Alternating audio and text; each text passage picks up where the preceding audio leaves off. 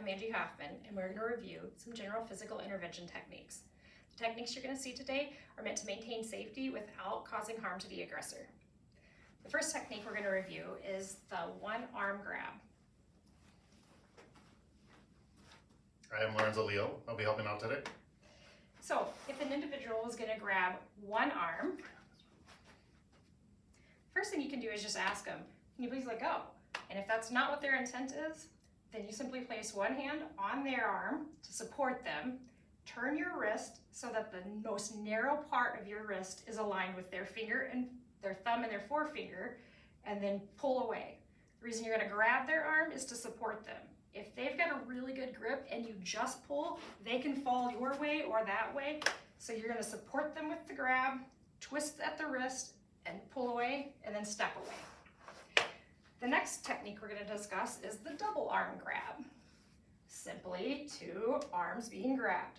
It starts exactly the same way. You're going to take one hand, grab their arm to support their stance, twist your wrist where you need to align, pull it away with your free arm, support their other arm, twist at the wrist, pull away, step away. The next technique is going to be the one-handed choke.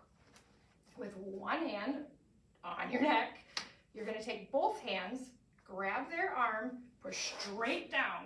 Again, you're maintaining their stance as well and providing space between you and the individual.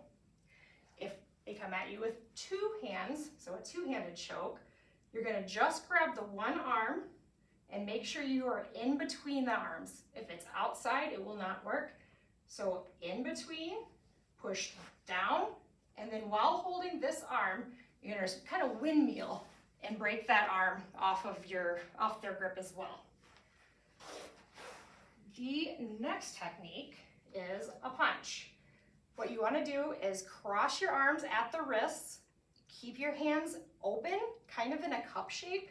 The reason the reason you're going to cup your hands is because if your fingers are open and that's where the punch lands, you could break a finger.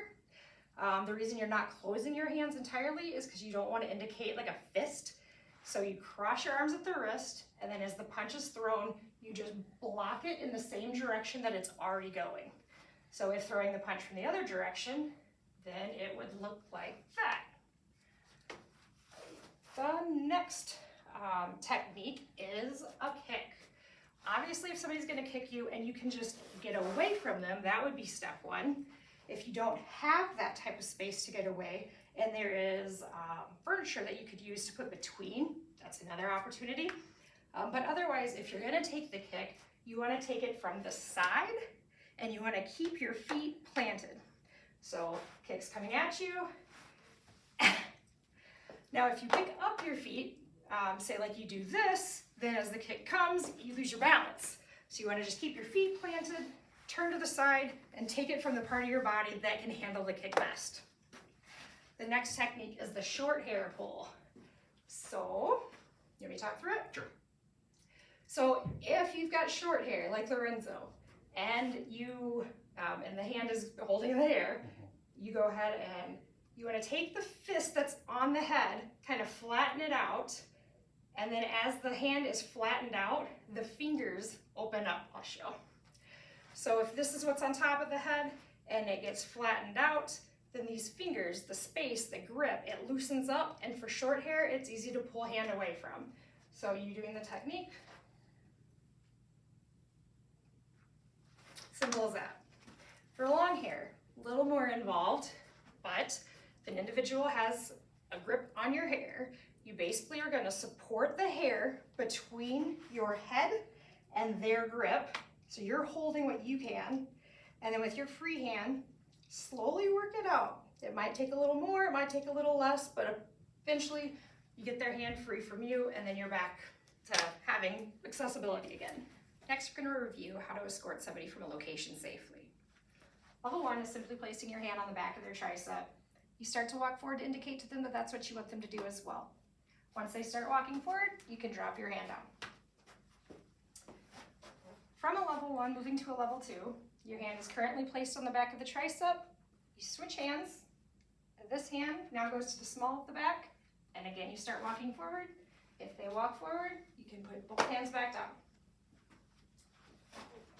From a level 2, moving to a level 3, the hand that's on the back of the tricep just gently pushes the hand in front of their body. The hand that's at the small of the back reaches between the arm and holds the wrist. This hand can now go to the back to guide the walk. Only thing I would suggest is keeping your face away from the back of their head in case there's movement there. And then you just start walking forward. From level 3 onto a level 4, you've got the arm in front, the wrist being held, hand back here, we're at a 3. Now for a 4, you switch this hand to holding right here, you turn again so they can see, so that your hip is into them, and then you take steps backwards and you side step. So if I didn't have the individual in my arms, my footwork is just side stepping.